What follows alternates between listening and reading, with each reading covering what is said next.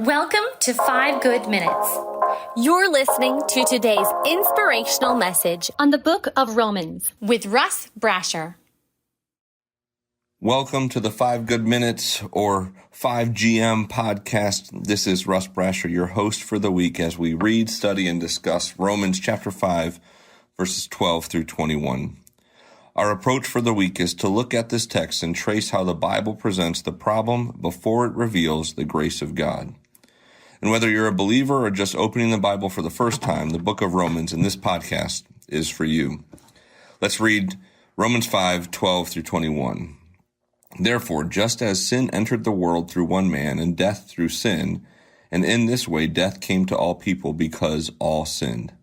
To be sure, sin was in the world before the law was given, but sin is not charged against anyone's account where there is no law. Nevertheless, death reigned from the time of Adam to the time of Moses, even over those who did not sin by breaking a command, as did Adam, who is a pattern of the one to come. But the gift is not like the trespass, for if the many died by the trespass of the one man, how much more did God's grace and the gift that came by the grace of the one man, Jesus Christ, overflow to the many? Nor can the gift of God be compared with the result of one man's sin. The judgment followed one sin and brought condemnation, but the gift followed many trespasses and brought justification. For if by the trespass of the one man death reigned through that one man, how much more will those who receive God's abundant provision of grace and of the gift of righteousness reign in life through the one man, Jesus Christ? Consequently, just as one trespass resulted in condemnation for all people, so also one righteous act resulted in justification in life for all people.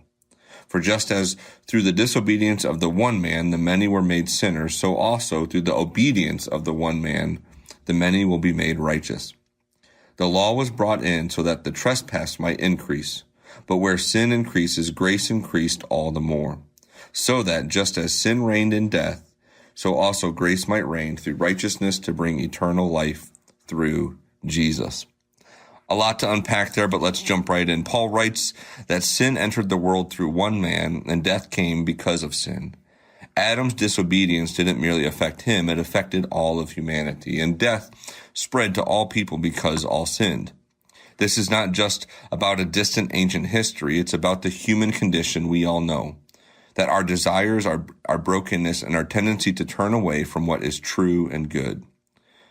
For either believers or non-believers, this confirms what each of us already sense, that the world isn't as it should be, and our own hearts aren't exempt from that.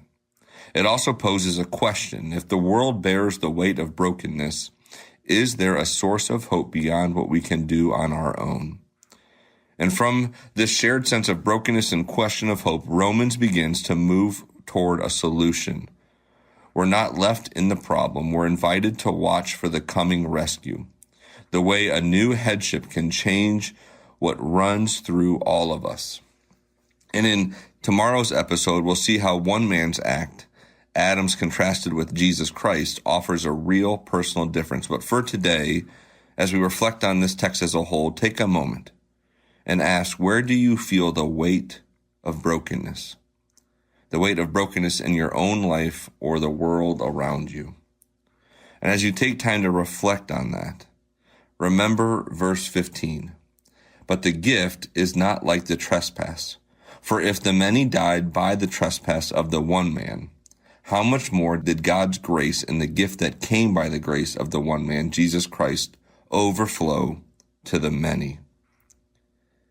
How does this one verse in Romans chapter 5, verse 15, bring a new hope, a new perspective in the midst of the brokenness through Christ as a gift that we can actually begin to experience in this life and give us a hope to experience for all eternity?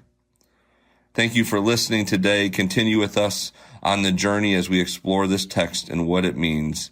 And again, trace how the Bible presents the problem of sin before it reveals the grace of God as the solution.